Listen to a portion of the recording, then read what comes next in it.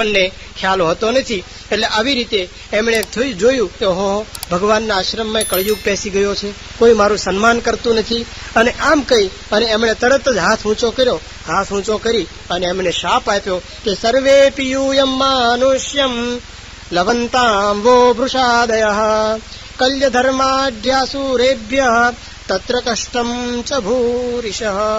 હે ઋષિઓ, હે ધર્મ, હે ભક્તિ, તમે બધા જ સાંભળો, તમે બધા સાંભળી લો. તમે દરેક માણસો પૃથ્વી ઉપર જન્મ ધારણ કરશો અને કળયુગમાં જે અધર્મ વધી ગયો છે, અસુરો છે, એ અસુરો તમને દરેકને દુઃખ આપશે, કષ્ટ આપશે. બધા ધ્રુજી ગયા. ઓહો, શું થશે? જાણે વીજળી પડી હોય એમ દરેક માણસો ધ્રુજી ગયા. અને ધર્મ અને ભક્તિ બંને ઉભા થયા. દુર્વાસા ઋષિની પાસે ગયા, પ્રાર્થના કરી, વિનંતી કરી, ઘણું ઘણું કહ્યું. અને ત્યારે દુર્વાસા થોડાક પીગળ્યા. એમણે કહ્યું કે મારો શાપ મિથ્યા તો થશે નહીં, પરંતુ ભગવાન નારાયણ એ પણ તમારી સાથે જન્મ પામશે, તમને મુક્તિ આપશે. અને આ વાત એમણે તો બે પરિસ્થિતિ ઉભી. નારાયણ ઋષિ થઈ રહ્યા કે નરનારાયણ ઋષિ, શું પરિસ્થિતિ હશે? થોડી વાર ઋષિએ કહ્યું કે ભગવાનની ઈચ્છાથી દુર્વાસા અહીંયા આવ્યા હતા. એમાં દુર્વાસાનો કોઈ વાંક નથી, પણ ભગવાનની ઈચ્છાથી જ દુર્વાસા આવ્યા હતા. ભગવાનની ઈચ્છાથી જ તમે બધા મારામાં મગ્ન થઈ ગયા હતા. એમ કહ્યા પછી નરનારાયણ ઋષિએ નારાયણ ભગવાન વાત કરી કે પછી પ્રભુ બદરીશ જ્ઞાનવાન ધર્યું નિજ મૂળ સ્વરૂપ કેરું ધ્યાન વચન સુપુરુષોત્તમે ઉચાર્યું જન્મ ધર્યાનું અમે જયા જધાર્યું. ત્યારે ભગવાન નારાયણ કહે છે કે સાંભળો, અમે તો અમારા ઈષ્ટદેવ, અમારા પણ કારણ, એમનું અમે ધ્યાન કરતા હતા. આ વાત સત્સંગી જીવનમાં લખેલી નથી, યાદ રાખજો.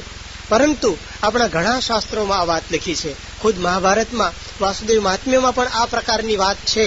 નરનારાયણ ઋષિ એક વખત સવારના પહોરમાં પૂજન કરતા હતા.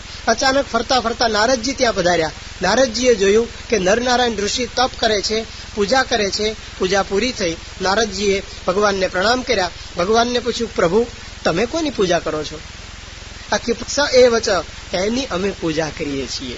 આવાભ્યામ પૂજ્ય લેવાનું નક્કી કર્યું કે હવે આપણે દરમિયાન એવું બન્યું કે એ જન્મ લે એ પહેલા તો અસુરોનો જન્મ થઈ ગયો.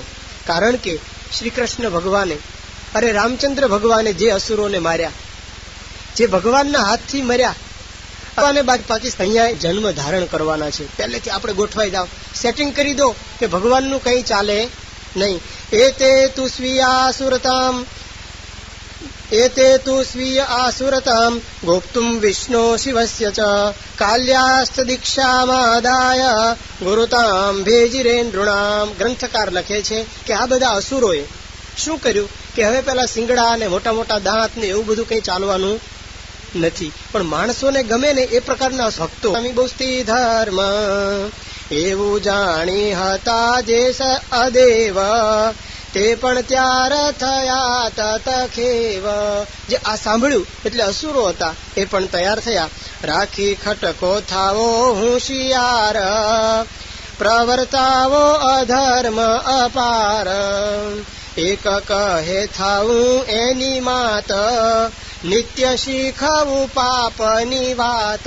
કોઈ અસુર એની માં બન્યો કે છોકરાનો જન્મ થાય અને હું આસુરની એને પાપની વાત શીખવાડવા માંડું. એક કહે થાવું એની બેન રોઈ કળકળી કરાવું ફેન. એની બેન બનું અને બેન બની અને રોઈને રડીને પણ ગમે એમ કરીને ભાઈ પાસે હું ફેલ કરાવું. એક કહે થાવું હું દીકરી મારી ચિંતામાં ન ભજે હરી એના કુટુંબમાં પ્રવેશ કરીએ ગુરુ સંબંધીનું રૂપ ધરીએ. હવે તો આપણે એમ કરીએ કે એના સંબંધી થઈએ, એના ગુરુ થઈએ, એના શિષ્યો થઈએ. ચારે બાજુ ગમે એમ કરી અને આપણે આ વાત હવે પ્રગટ કરવી છે.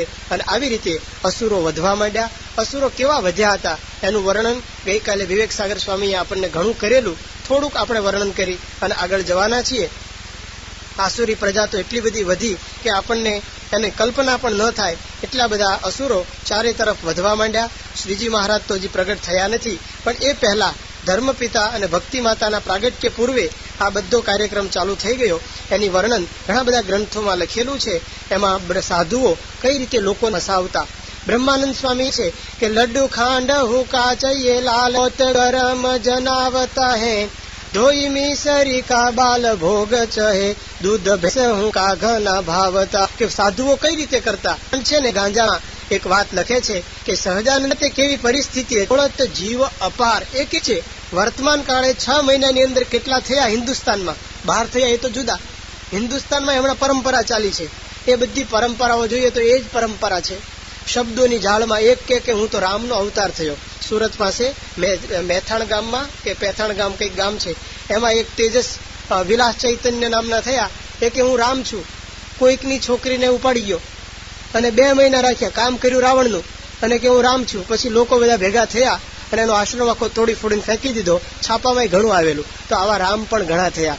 એક જણ તો કહેતા અમદાવાદની પાસેનું ગામ છે કલાનિધિ નામના દહેગામમાં, કલાનિધિ નામે થયા. એ તો સ્ત્રીઓને એમ જ ભરાવતા કે તું પૂર્વજન્મમાં મારી પત્ની હતી. જેટલી સ્ત્રીઓ આવે બધાને એ રીતે કરે. એમની તો વિડીયો કેસેટ પકડાયેલી, ઘણું બધું થયેલું. તો કંઈક ને કંઈક શબ્દોની જાળમાં લોકો ફસાવતા. આવી રીતે ફસાવા જ કરતા હતા. એટલે મુક્તાનંદ સ્વામી કહે છે મતિયાને પાખંડી રે શબ્દોની જાળમાં રે બાંધી બાંધી બોળત જીવ અપાર કામી ક્રોધી લોભી રે જ્ઞાન વૈરાગ્ય રે ભક્તિ ઝૂરીને મરી જરી જાતન લાધત ક્યાંય. એ તો ત્યાં સુધી લખે છે કાળિંગાની ફોજુ રે. સાધુઓ કેવા હતા? કાળિંગાની ફોજુ. કાળિંગા એટલે એક પ્રકારનું ભયંકર ઝેરી હોય, કાળી નાગ જેવા, એવાની ફોજુ આખી ફરતી કહેવાય સાધુ. પણ કેવા હતા? ડંખે તો માણસનો જીવ જાય. દિવસે જુએ તો તાવ આવે અને રાત્રે જુએ તો જીવ જાય. આ પ્રકારના માણસો એ બધા સાધુઓ ભેગા થયેલા. જાત જાતના બાવાના ઝુંડ હતા. અને રાજાઓ પણ એવા અને સાધુઓ પણ એવા, બે સરખા. એટલે આ પરિસ્થિતિ આવી જયારે ઊભી થયેલી એ વખતે અહીંયા ભગવાનની ઈચ્છાથી ધર્મ અને ભક્તિનો જન્મ થાય છે. એ પહેલા સત્સંગી જીવનમાં ગ્રંથકાર ધર્મ અને પિતાનો 7 પેઢીના નામ અહીંયા ગણાવે છે. કે ઇટારપુરમાં લક્ષ્મણ શર્મા નામે બ્રાહ્મણ રહે. ઇટારપુરમાં લક્ષ્મણ શર્મા બ્રાહ્મણ સામવેદી બ્રાહ્મણ હતા. એમની કૌથુમી શાખા હતી. સાવરણી ગૌત્ર હતું. ભાર્ગવ, વૈતહવ્ય અને સાવેતસ આ 3 પ્રવર હતા. એ લક્ષ્મણ શર્માના દીકરા વંશીધર થયા. વંશીધરના દીકરા વેદમાન થયા. વેદમાનના દીકરા કનૈરામ થયા. અને આ કનૈરામ એ ત્યાં ઇટારપુરમાંથી પછી શિરનેતા રાજાના પરમ આદરણીય બન્યા અને રૈકહટ ગામમાં રહેવા ગયા. અને આ જે દેહવા નદીના તટ ઉપર રૈકહટ ગામમાં કનૈરામ વિપ્ર રહેતા હતા. સામવેદી બ્રાહ્મણ છે, ભક્તિ માર્ગી છે, ભગવાનમાં અખંડ મન રાખે છે. એમને ત્યાં બાલ શર્મા નામના દીકરાનો જન્મ થયો. બાલ શર્મા બાળકપણાથી જ એવા ભગવાનની ભક્તિમય હતા. એ ઉંમરલાયક થયા. એમને ભાગ્યમાની નામની સ્ત્રી સાથે લગ્ન થયા. અને ત્યાર પછી ભાગ્યમાની અને બાલ શર્માના કુંખે, ભાગ્યમાનીના કુંખે હરિપ્રસાદ એટલે કે ધર્મદેવનો જન્મ થયો. કારતક સુદ એકાદશી વિક્રમ સંવત 1796 બુધવાર અને મધ્યાહને ધર્મદેવનો જન્મ થયો. આ ધર્મદેવનો પ્રગટ થયા. લોકમાં આનંદ થઈ ગયો. ઓહો, ધર્મદેવ પોતે ખુદ પ્રગટ થયા. બધાને ખબર પડી કે આ કોઈક બાળક તેજસ્વી છે, આ બાળક કંઈક જુદો છે, અખંડ ભગવાનમાં મગ્ન રહે છે, ભગવાનના ચરિત્રો ગાય છે, ભગવાનના ચરિત્રો સાંભળે છે. અને આ જ વાત કોઈ રમત નહીં, કોઈ ગમત નહીં. આવી રીતે ધર્મદેવ દિવસે દિવસે મોટા થતા જાય છે. આ બાજુ એવું બને છે કે સરવાર દેશમાં મખોડા તીર છે. અયોધ્યાથી જ્યારે આપણે અયોધ્યાથી આગળ જઈએ છપૈયા બાજુ, તો રસ્તામાં એક નદી આવે છે, મનોરમા નદી. એની પાસે આ મખોડા યજ્ઞ કરેલો એ સ્થાન અહીંયા અપવર છે. એ નારાયણ સરોવર જન્મ 3 દીકરામાં વશરામ, સુબુદ્ધ એટલે એમ મોટા થતા ગયા. અને પછી અને 3 દીકરાઓ પણ સાથે હતા. વિચાર હતો. પરંતુ ભલે અહીંયા રે આશીર્વાદ આપે કે પાપથી એની 5 રૂપા એના ગોત્રાનું શું. તને મારે કશું કહેવાનું બાકી કે હું થોડુંક કંઈક કહું. તું બધું જાણે છે એટલે કંઈક હું બધું જાણું છું એ અમને ખબર છે. એટલે બોલવાની આખી આ રીત છે. ભ્રંશ કરમ કમ નહીં તો નૈદાર્યમ, બીજી સ્ત્રીઓ સાથે તું એવું તું કામ કર. એક સાંભળવા માતા પિતાના લગ્ન છે. શીણા સદાય માટે તું સત્પુરુષનો સંગ કરજે. બહુ ઇમ્પોર્ટન્ટ ઉપદેશ આપે છે કે સતામ સંગ સદા કાર્ય. દરરોજ સાધુનો ઉપદેશ આપે છે. આપણા માટે તો એ ઉપદેશ સાક્ષાત છે, કારણ કે પ્રમુખ સ્વામી મહારાજને આપણે જોઈએ છીએ ભગવાન વગર ક્ષણ પણ રહેતા નથી. ગુણાતીતાનંદ સ્વામીએ વાત કરેલી કે અમે ભગવાનને આમ ક્ષણ પણ ભૂલીએ નહીં.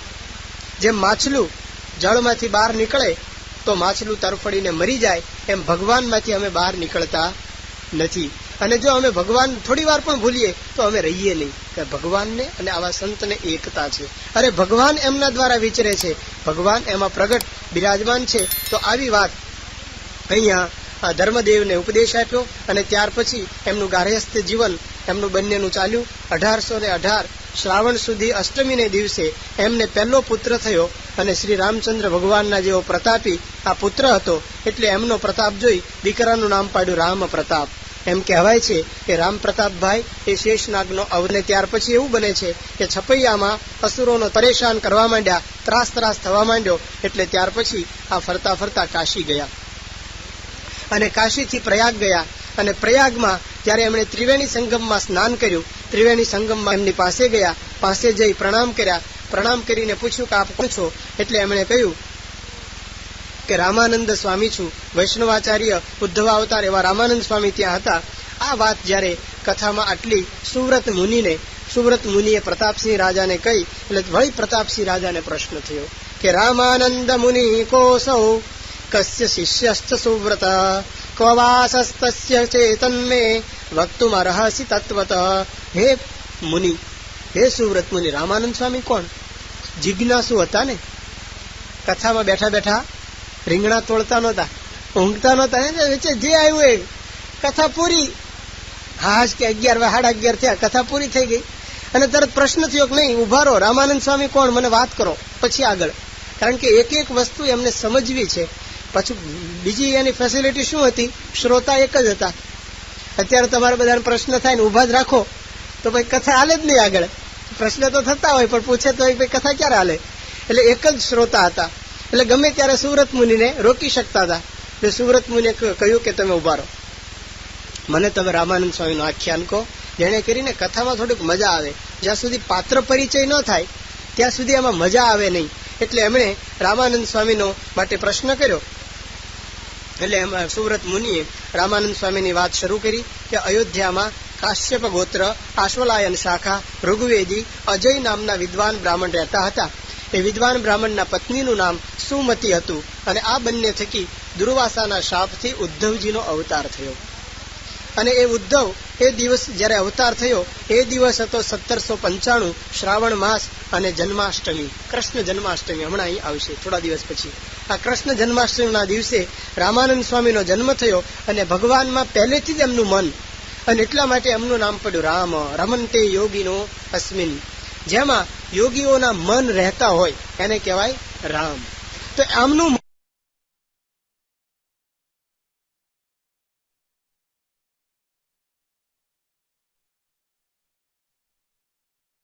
આ રામ શર્મા ત્યાગ વૈરાગ્ય પ્રિય હતા. એને એમ થયું કે ભગવાન મળે, કોઈ પણ રીતે ભગવાન મળે એમ મારે કરવું. એટલે ઘેરથી નીકળ્યા. ફરતા ફરતા એ ખૂબ ફર્યા અને સૌરાષ્ટ્રમાં આવ્યા. અને સૌરાષ્ટ્રમાં ભાવનગરથી નજીક તળાજા નામનું ગામ છે. તળાજાથી આગળ દરિયાકાંઠે જઈએ તો ગોપનાથ મહાદેવ આવે છે. આ પવિત્ર તીર્થ એ ગોપનાથ મહાદેવમાં ગયા તો ત્યાં ગોપાળ યોગીના શિષ્ય આત્માનંદ સ્વામી રહેતા હતા. આત્માનંદ સ્વામીનો મેળાપ થયો. રામાનંદ સ્વામીને થયું કે આ સિદ્ધ પુરુષ છે, એમનો સમાગમ કર્યો. એમની પાસે અષ્ટાંગ યોગ શીખ્યા. એ અષ્ટાંગ યોગ એક એક સ્ટેપ બાય સ્ટેપ શીખતા સમાધિ સુધી શીખ્યા. સમાધિ પછી શું? એમને તેજ દેખાણું. તેજ પછી શું? તેજ પછી કઈ નહીં, હું આટલું જ જાણું છું, આગળ મને ખબર પડતી નથી. રામાનંદ સ્વામીને ઘરના સંસ્કાર અને પૂર્વ ઉદ્ધવ અવતાર હોવાથી ભક્તિના સંસ્કાર હતા. તેજથી અટકી જાય તો ચાલે નહીં ને, એને તો આગળ જવું હતું. તેજ પછી શું છે? તેજ ક્યાંથી નીકળ્યું? આ તેજ છે તો તેજસ્વી હશે. તેજ જેમાંથી નીકળ્યું છે એ કોઈક હોવા જોઈએ. એટલે એમણે પૂછ્યું કે એ કોણ છે? આત્માનંદ સ્વામી કે એ મને કંઈ ખબર પડતી, હું અહીંયા સુધી પહોંચ્યો છું, અહીં સુધી હું તને જ્ઞાન આપી શકીશ, આગળ હું આપી શકીશ નહીં. રામાનંદ સ્વામીએ આત્માનંદ સ્વામીને પ્રણામ કર્યા અને પછી પ્રણામ કરી વંદન કરી અને ત્યાંથી અને નહીં 4-5 માઇલના વિસ્તારમાં આખું મંદિર આવેલું છે, આખું ગામ એમાં વિસ્તારમાં જ આવ્યું છે. તો અહીંયા શ્રી રંગ ક્ષેત્રમાં રામાનુજાચાર્યનું એક સ્થાન છે, કારણ કે રંગ ક્ષેત્રમાં રામાનુજાચાર્ય મૃત્યુ પામેલા અને રંગ ક્ષેત્રમાં એમ કહેવાય છે કે રામાનુજાચાર્યે પોતાની મૂર્તિ પધરાવેલી. આજે પણ રામાનુજાચાર્યની મૂર્તિ છે, પાછળ એમનું બોડી પણ રાખેલું છે. તો ત્યાં એ સૂતા હતા, તો સૂતા હતા અને અચાનક એમને સ્વપ્ન આવ્યું. જાણે રામાનુજાચાર્ય એની પાસે આવ્યા. રામાનુજાચાર્ય પાસે આવી 2 મંત્રો આપ્યા. શ્રીમન નારાયણ ચરણો શરણમ પ્રપદ્યે શ્રીમતે નારાયણાય નમઃ. આ 2 મંત્ર આપ્યા, ઉર્ધ્વપુંડ છાપ આપી અને કહ્યું કે તમે ભગવાન ભજજો અને બીજાને ભગવાન ભજાવજો. પણ જ્યાં તીર્થ હોય ને ત્યાં અસુરો હોય જ. યાદ રાખજો, તીર્થમાં વધારે હોય. તમને લોકો કદાચ ગયા હશો કંઈ અલ્હાબાદ કે કાશી કે મથુરા કે અયોધ્યા, તો આનો અનુભવ થયો હશે. એવા બધા હોય, ચોટે નહીં, આપણે ઉખડે જ નહીં. કોઈ પણ રીતે તમે પૈસા ના આપો ત્યાં સુધી ઉખડે જ નહીં. એટલે આવા અમુક જે ઉપદ્રવી હતા એમણે રામાનંદ સ્વામીને હેરાન કરવા માંડ્યા અને બહુ પરેશાન કર્યા. એટલે ત્યાંથી રામાનંદ સ્વામી ત્યાંથી નીકળી ગયા અને એમને રામાનુજાચાર્ય જે તિલક કરાવેલું એ પ્રકારનું રામાનુજીય તિલક, સફેદ હોય અને વચ્ચે લાલ લીટી હોય, એ રામાનુજી સંપ્રદાયનું તિલક એ એમણે ભૂસી નાખ્યું અને ગુપ્તપણે વિચરતા હતા. કારણ કે તિલક જોઈને પણ ઘણા એમને હેરાન કરતા હતા. ફરતા ફરતા ફરતા ફરતા એ વૃંદાવનમાં ગયા.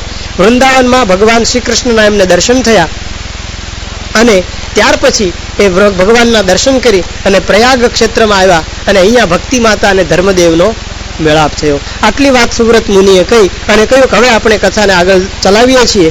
અને એમણે કથા આગળ ચલાવી કે રામાનંદ સ્વામીએ ભગવાનના પિતા ધર્મપિતા અને ભક્તિ માતાને બેવડી કંઠી ધારણ કરાવી. આ બેવડી કંઠીની ત્યારથી ચાલ છે.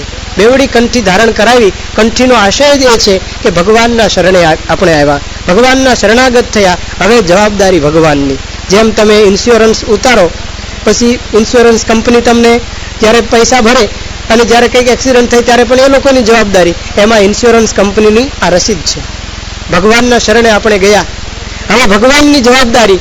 આપણને કંઈ પણ થાય તો જવાબદારી સંપૂર્ણ એમની. આ ધર્મ, આ કંઠી એટલે કે ભગવાન અને ભગવાનના ભક્ત 2 શેર એટલા માટે રાખવામાં આવે છે કે ભક્ત સાથે ભગવાન. જે વરતાલના 5ના વચનામૃતમાં શ્રીજી મહારાજે વાત કરી કે 100 જન્મની કસર 1 જન્મમાં ટાળવી હોય તો ભક્તની પણ ભગવાનની સાથે પૂજા કરવી. અક્ષર અને પુરુષોત્તમ એની પૂજા કરવાનો કદાચ આશય રામાનંદ એક મંત્ર એવો છે, એનો અર્થ થાય છે કે હે ભગવાન તમે અમારી ગતિ થાઓ. બીજો મંત્ર હતો બ્રહ્માહમ કૃષ્ણદાસોસ્મિ. પુરુષોત્તમ નારાયણ જ બોલી ગયા, કારણ કે આ ફિલોસોફી શ્રીજી મહારાજની છે. એ પહેલા આ પ્રગટ થઈ નહોતી. આ વાત જ્યારે મૂકી કે બ્રહ્માહમ કૃષ્ણદાસોસ્મિ, એનો પણ સરસ મજાનો અર્થ કરેલો છે કે આ જે 2 મંત્રો છે એની વાત કહેતા અહીંયા કહે છે કે બ્રહ્માહમ આદિચ પદમ દાંતમ કૃષ્ણેતિ તત્પરમ સોસ્મિત્યુક્તો દ્વિતીયોપી મનુ ઇષ્ટ ફલપ્રદ. કે બ્રહ્માહમ, હું અક્ષર બ્રહ્મ છું. અહીંયા અક્ષર બ્રહ્મની જરૂર પડે. અક્ષર બ્રહ્મની કે વાત ક્યાંથી આવી? ઘણા એમ કહેતા કે શાસ્ત્રીજી મહારાજે નવી વાત કાઢી, બંડિયાએ આ નવું ઉપજાવ્યું, પણ ત્યારથી ચાલી આવે છે. બ્રહ્માહમ કૃષ્ણદાસોસ્મિ, હું અક્ષર બ્રહ્મ છું.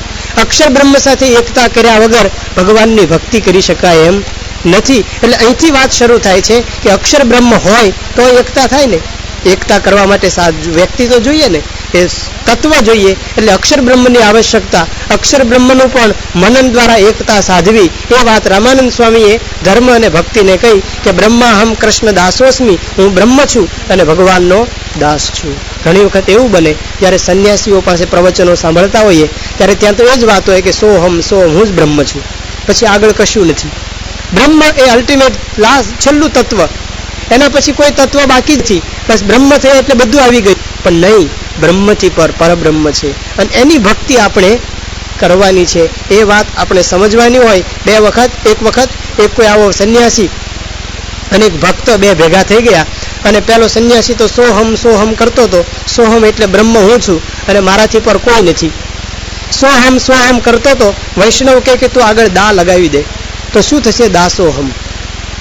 સોહમની આગળ દા શબ્દ આવી જાય તો થાય દાસોહમ. વૈષ્ણવે કહ્યું ભાઈ આપણે તો દાસ થવાનું છે. અને જ્યારે દાસ થઈએ ને તો નમ્રતા આવે, નહીતર તો પછી અટંટ રહીએ અને અટંટ રહે એ પડી જાય. નાને સે હો નાના રહીએ, જૈસી નાની दूब घास फीस सब उड़ गया, दूब खूब की खूब. આ વાત જેમ યોગીજી મહારાજ કહેતા, પણ આને તો સોહમ સોહમ શરૂ કર્યું. વૈષ્ણવે કહ્યું કે દાસોહમ દાસોહમ એમ બોલતું, સોહમ ના બોલ. અને દાસોહમમાં જ મજા છે. પેલો ભણેલો હતો ને, ભણેલું ભૂતવો એ કાઢવું ભારે પડે. એટલે પેલો કે આગળ સ લગાડી દઈએ, એટલે સદાસોહમ. આગળ દાસની પણ આગળ સ લગાવી દઈએ તો કે સ દાસોહમ સદાસોહમ. હું તો ત્રણેય કાળમાં ભગવાન જ છું, હું કોઈ દાડો ભક્ત હતો જ નહીં. પહેલા એ કહ્યું કે હજી આગળ એક દા લગાવી દે તો થશે દાસ દાસોહમ. એટલે હું તો ભગવાનના દાસનો દાસ છું. આ વાત આપણે સમજવાની છે. અને શ્રીજી મહારાજે પોતાના સંપ્રદાયમાં આ વાત કરી કે ક્યારેય આપણે ભગવાન થતા, આપણે તો ભગવાનના ભક્ત જ રહીએ છીએ. મહારાજ અંત્યના 39ના વચનામૃતમાં કહે છે કે ભગવાન તો એક જ છે, એના જેવો બીજો કોઈ થતો નથી. પ્રમુખ સ્વામી મહારાજ ત્યાં ઓર્લાન્ડો હતા એ વખતે એક 3 ક્રિશ્ચન સ્વામીની પાસે આવ્યા. સ્વામીને કહ્યું કે સ્વામી, અમે તો એમ સમજીએ છીએ કે જીસસ છે ભગવાનના મેસેન્જર છે, પરંતુ ભગવાનને પૃથ્વી પર આવવું હોય તો જીસસ રૂપે જ આવે. અમે એમ માનીએ છીએ કે ભગવાન એ જીસસ રૂપે જ છે. તો તમે ભગવાન છો કે ભગવાનના આવા ભક્ત છો? ત્યારે સ્વામી બોલ્યા કે આપણે તો ભગવાનના દાસ છીએ, સેવક છીએ, અને ભગવાન તો એક જ છે, બીજો કોઈ ભગવાન થતો. આ આપણા સંપ્રદાયની માન્યતા છે. ભગવાન પૂર્ણ પુરુષોત્તમ નારાયણ સિવાય બીજો કોઈ ભગવાન થતો જ નથી. પરંતુ ભગવાનના જે દાસ છે એમાં ભગવાનના ગુણો આવે છે. આદમ ખુદા નહીં હોતા, आदम खुदा नहीं होता लेकिन खुदा के नूर से आदम जुदा नहीं होता. भगवान છે ને એ કોઈ દાડો ભક્ત છે, ભગવાન નથી થતો. એટલું સામર્થ્ય હોય ત્યારે ભગવાનનું જે તાકાત, ભગવાનનું જે તેજ એ અને આવા ભક્ત એ જુદા રહી શકતા નથી. શ્રીજી મહારાજ પંચાળાના 7ના વચનામૃતમાં લખે છે કે જેમ લોખંડનો ગોળો હોય, એ લોખંડના ગોળાને આપણે તપાવીએ, ગરમ કરીએ ત્યારે એનો કલર, લોખંડનો પહેલા કલર હોય કાળો, અડો તો ઠંડુ હોય, પણ ગરમ કરે લાલ થઈ જાય અને અડે તો દાજી જવાય. પછી એનો કોઈ લોખંડનો ગોળો નહીં કે, એને શું કહેશે? અગ્નિનો ગોળો. કારણ કે અગ્નિએ પ્રવેશ કર્યો, અગ્નિએ લોખંડનો જે ગુણ, લોખંડનો કલર એ બધો બદલી નાખ્યો. અગ્નિએ પોતાનો કલર પ્રકાશિત કરી દીધો, પોતાનો ગુણ પ્રકાશિત કરી દીધો. એમ આવા જે સંત છે એમાં ભગવાન જ્યારે પ્રગટ થાય છે ત્યારે સંતનો ભાવ જતો રહે છે અને સાક્ષાત ભગવાનના આપણને દર્શન થાય છે. અત્યારે પ્રમુખ સ્વામી મહારાજના આપણે દર્શન કરીએ છીએ, સાક્ષાત શ્રીજી મહારાજના દર્શન કરીએ છીએ. એનો મતલબ એમ નથી કે પ્રમુખ સ્વામી એ શ્રીજી મહારાજ છે. શ્રીજી મહારાજના દાસ હોવા છતાં શ્રીજી મહારાજનું સામર્થ્ય છે કે ભક્તનો ભાવ દબાવી અને પુરુષોત્તમ નારાયણ વિચરે છે. એટલે આ બ્રહ્માહમ કૃષ્ણ દાસોસ્મી એ મંત્ર એ પણ આપણા સંપ્રદાયનું મૂળ મંત્ર અહીંયા ચાલુ થાય છે. પહેલા પ્રકરણના 16મા અધ્યાયનો આ 4થો શ્લોક આવે છે. એમાં આ મંત્રની વાત કરી. શરણ મંત્ર, પહેલો મંત્ર જે છે શ્રી કૃષ્ણ ત્વમ ગતિર્મમ, એ શરણાગત કહેવાય, શરણ મંત્ર. એટલે કે હે ભગવાન, અમારી ગતિ તમે છો. અમે જ્યાં જઈએ ત્યાં આગળ, જેમ કહ્યું ને કે જ્યાં જ્યાં અમારું મન જાય ત્યાં ત્યાં તમારું ચરણ હજો. જ્યાં જ્યાં અમારું મન જાય ત્યાં ત્યાં તમારું સ્વરૂપ અમારી સન્મુખ ખડું થજો. જ્યાં જ્યાં અમારું મસ્તક નમે ને ત્યાં આપના જ ચરણારવિંદ હજો. એટલે કે બીજા કોઈ ચરણારવિંદમાં આ મસ્તક નમે નહીં.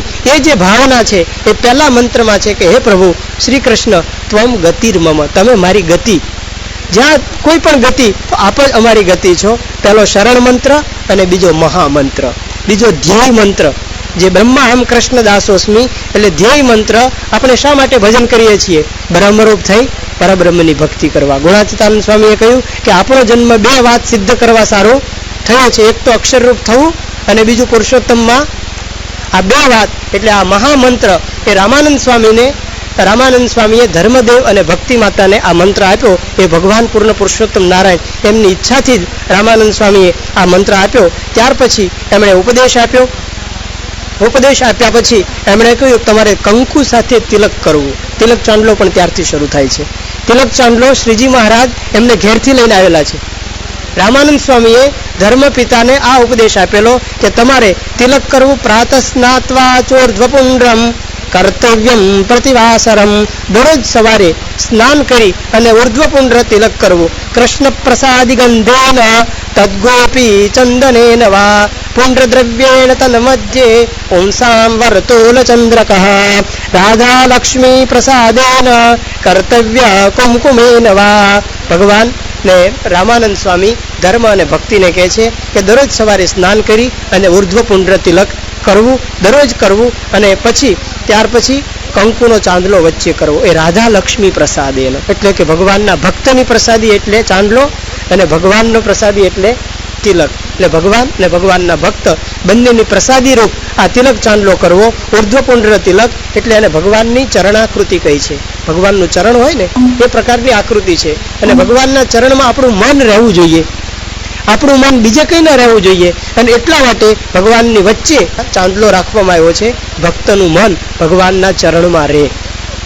તો આવી ભાવનાથી રામાનંદ સ્વામીએ વાત કરી. તિલક ચાંદલાનો ખૂબ જ મહિમા છે. તિલક ચાંદલો આપણે આવશ્યક કરવો જ જોઈએ, કારણ કે તિલક ચાંદલો આપણે કરીએ તો જ આપણે એમાં શોભા છે. આપણે કોના છીએ? પ્રમુખ સ્વામી મહારાજના છીએ. આપણે વાત સર્વોપરીની કરીએ અને બહાર જઈને બીએ તો એનો અર્થ કરો. એટલે તિલક ચાંદલો ઘણા કહે કે તિલક ચાંદલો કરો ને તો કે અમારા ફ્રેન્ડ સર્કલમાં શું કે અમે કઈ રીતે કર્યા. પછી એક જણને મળ્યા અમે કહ્યું કંઠી પહેરીને, કે કંઠી પહેરીને કે મારા પાપમાં નથી પડવું. તો કંઠી પહેરવા પાપમાં પડાય, નહીતર એ પાપની બહાર છે. પાપમાં તો પડેલો જ છે, કંઠી પહેરીને બહાર કાઢવો છે. કે કંઠી પહેરીને પાપમાં પડું તો તું પાપમાં નહીં પડે તો ઠી પહેર. લોકો આવી માન્યતા હોય છે કે તિલક ચાંદલો હું કરીશ પછી મને લોકો શું કહેશે, હું બહારમાં જઈશ મને લોકો શું કહેશે, હું બંગોળવા જઈશ લોકો મને શું કહેશે. લોકોના પ્રશ્નને લીધે તિલક ચાંદલો થતો નથી. એટલા માટે આ તિલક ચાંદલો કરવો એવું પણ રામાનંદ સ્વામીએ ધર્મ અને ભક્તિને આજ્ઞા કરી. ધર્મદેવને કહ્યું કે તમારે તિલક ચાંદલો કરવો, ભક્તિ માતાને કહ્યું કે તમારે ફક્ત ચાંદલો કરવો. કારણ કે પતિવ્રતાનો ધર્મ છે કે પતિના સ્વરૂપમાં જ પોતાનું સ્વરૂપ આવી ગયું. કારણ કે સ્ત્રીને પતિની વામાંગના કહી છે, અર્ધું અંગ કહ્યું છે. એટલે ઘણા નિયમો એવા હોય છે કે પતિ પાળે એમાં પત્નીના નિયમો આવી જાય. 2 દિવસ પહેલા આપણે જનોઈ બદલાવેલી, એ દિવસે વાત કરેલી કે પતિ છે એ બંનેની જનોઈ પહેરે છે, કારણ કે જવાબદારી ઘરની જવાબદારી પતિની છે, બાળકોને પાલન પોષણની જવાબદારી પત્નીની છે. અમે જ્યારે ઝેક ગયેલા તો ત્યાં સંતો સિનેગોગ જોવા ગયેલા યહૂદીની, ત્યાં એ લોકોએ વાત કરી કે અમારે એવા નિયમ છે કે સ્ત્રીની 3 જવાબદારી અને પુરુષની 663 કેવી કંઈક જવાબદારી, એવી એટલી બધી જવાબદારી કે 3 કઈ તો એક એને દીવો પેટાવવો, બીજું કે ઘર સાફ રાખવું, અને ત્રીજું બાળકોની સંભાળ રાખવી. કે 3 જવાબદારી. પુરુષોને 623 કેવી કંઈક જવાબદારી, અને એ લોકો અહીં પટ્ટો પહેરે, એમાં આવી એક પેલી હોય નાની નાની દોરી, એ 623 દોરી લગાવે. કે આ બધી આખા ઘરની આખા સંસારની જવાબદારી પુરુષની હોય છે. અત્યારે તો આખી ઇકોનોમિક્સ બદલાઈ ગયું એટલે બંનેને નોકરી કરવી પડતી હોય છે. બાકી તો પુરુષને જ આ બધું કરવાનું હોય, લાવવાનું, અને સ્ત્રીને એને ગૃહ શોભા, ગૃહ લક્ષ્મી આ બધા શબ્દોથી નવાજી છે. તો આખો સંસાર એને લીધે ચાલતો હોય છે. એટલા માટે પુરુષને તિલક ચાંદલો બેય કહ્યું, કારણ કે સ્ત્રી છે એ પુરુષમાં પણ અંદર આવી જાય છે. એટલા માટે સ્ત્રીને ફક્ત ચાંદલો કરવો એવી વાત શ્રીજી મહારાજે પણ લખી, અને રામાનંદ સ્વામીએ પણ આ વાત કરી. આ વાત થયા પછી રામાનંદ સ્વામીએ સ્ત્રી અને પુરુષને અલગ અલગ દીક્ષા આપવી એ પણ વાત કહી. કે તમારે ભક્તિ માતાને કહ્યું કે તમારે સ્ત્રીઓને દીક્ષા એટલે આપણે વર્તમાન ધરાવીએ એ દીક્ષા, એટલે બસ સાધુની દીક્ષા કેવી કોઈ વાત જ ત્યારે થતી નથી, કારણ કે સાધુ બનાવવાનો કોઈ પ્રસંગ નથી.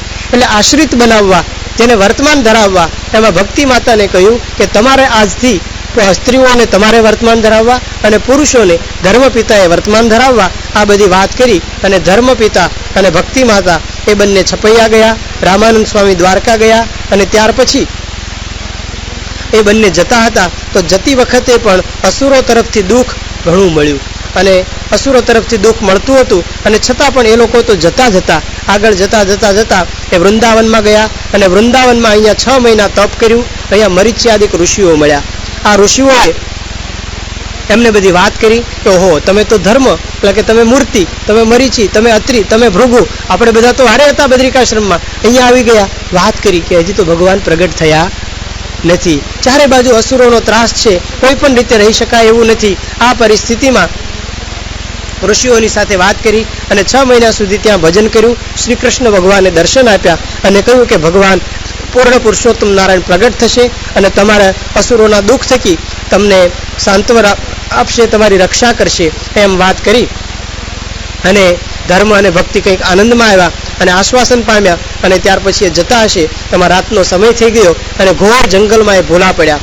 અને એવું બને છે કે ઘોર જંગલમાં જતા હતા એ વખતે પ્રસંગ એવો બન્યો કે એવા સમા મળ્યો તપસી રે, જેને જોઈ જાય ચિત્ત ખસી રે. ભૂરી જટા કપાળમાં ટાલ રે, ચડી ભ્રકુટી લોચન લાલ રે, અતિ કાળો કુરૂપ વિકરાળ રે, રુદ્ર જેવો હૃદયનો દયાળ રે, ભૂંડા બ્રહ્મચારી જેવો છે વેશ રે, દયા મેર નહીં જેને લેશ રે. ધર્મ અને ભક્તિ એ જતા હતા, એમાં એને એક તપસ્વી દેખાણો. આ તપસ્વી કેવો છે કે એને જોઈ અને આપણું મન ભ્રમી જાય. એ લખે છે કે આ કેવો હતો, તેને ભૂરી જટા હતી અને કપાળમાં ટાલ હતી અને ભ્રકુટી આમ ચડી ગયેલી, એની આંખો લાલ થઈ ગઈ હતી, અત્યંત કાળો હતો, કદરૂપો હતો, વિકરાળ હતો અને રુદ્ર જેવો ભયંકર લાગતો હતો, ભૂંડા બ્રહ્મચારી જેવો વેશ હતો અને એના મોઢા ઉપરથી લાગે કે એને દયાનો લેશ પણ નહીં હોય. આવો એ તપસ્વી, અને સ્ત્રીઓ પણ ઘણી સાથે હતી, ભૈરવીઓ પણ હતી, ઘણું બધું હતું. એ બધાને એ લઈને આવતો હતો. ધર્મ અને ભક્તિ ત્યાં નજીક ગયા. એટલે પેલા પુરુષે પૂછ્યું, તપસ્વીએ પૂછ્યું કે તમે સ્ત્રી પુરુષ કોણ છો? ધર્મદેવ તો બહુ ભોળા હતા. શ્રીજી મહારાજે અમદાવાદના 3જા વચનામૃતમાં લખ્યું કે ધર્મકુળ બહુ ભોળું, એ ભોળા હતા. એને ખબર નહીં કે આને બધી વાત ન કરાય, સાચી વસ્તુ ન જણાવાય, પણ એને તો કહ્યું ભાઈ અમે તો મારા પત્ની છે અને અમારું નામ હરિપ્રસાદ છે, લોકો ધર્મદેવ કહે છે, અમને ભગવાને દર્શન આપ્યા અને ભગવાન પ્રગટ થવાના છે. આવી વાત એણે શરૂ કરી. અને પેલો તપસ્વી ખીજાણો. એ તપસ્વી અશ્વત્થામા હતો. એને યાદ આવી ગયું કે કૃષ્ણએ મને છેક સુધી હેરાન કર્યો છે, કૃષ્ણએ મને માર્યો છે, કૃષ્ણએ મારો મુગટમણી લઈ લીધો છે, કૃષ્ણ તો મારો શત્રુ છે, મારો મિત્ર દુર્યોધન, એને કોઈ પણ રીતે કૃષ્ણે એને સુખ લેવા દીધું નથી. જો પાંડવો સાથે કૃષ્ણ ન હોત તો પાંડવોને અમે બધા ચોળીને કંઈ ફેંકી દેત, પણ કૃષ્ણ જ અમારો સાચો દુશ્મન છે. એમ કહી અને અશ્વત્થામાએ ખૂબ જ એમને વાત બધું ખીજાયો અને ગાળો દીધી અને પછી હસ્યો અને અટ્ટહાસ્ય કરી અને એણે કહ્યું કે સતે પુત્રો ન શક્નોતિ શસ્ત્રમ ધારયિતુમ ક્વચિત વિનાયેન ભવેન્નૈવ નિજ વૈરે વિનાશનમ ઉલ્લંઘ્ય સતુમદવાક્યમ ધારયિષ્યતિ કરીચિત શસ્ત્રમ ચેત પ્રાપ્સ્યતિ તદા સ્વવૈરિભ્ય પરાભવમ. ત્યારે એ કહે છે કે તમારો દીકરો ભલે જન્મ પામે, પરંતુ તમારો દીકરો કોઈ દાડો શસ્ત્ર ધારણ કરી શકશે નહીં, અને શસ્ત્ર ધારણ કર્યા વગર વેરીઓનો વિનાશ થશે, અને વેરીઓનો વિનાશ થશે નહીં, અને કદાચ મારું વાક્ય ઉલ્લંઘન કરીને એ કદાચ શસ્ત્રો ધારણ કરશે તો વેરીઓ થકી પરાભવ પામશે. ભગવાનને માતા પિતાને આવો શાપ આપ્યો. એને ખબર નથી કે ભગવાનને તો શાપ ક્યાંનો ક્યાંય ગોળીને પી જાય, અને શાપ હોય તો એ શસ્ત્ર ધારણ કર્યા વગર પણ મારી શકે. શ્રીજી મહારાજ જગન્નાથપુરીમાં બેઠા જ છે, અને એક બાવો આવ્યો કે એક લડકા ભાજી તોડ. બીજો બાવો કે તું કેમ છો, નાના છોકરાને ડરાવે છે. અને ભગવાન તો બેઠા જ રહ્યા અને લાખો બાવાનો કચ્ચર ઘાણ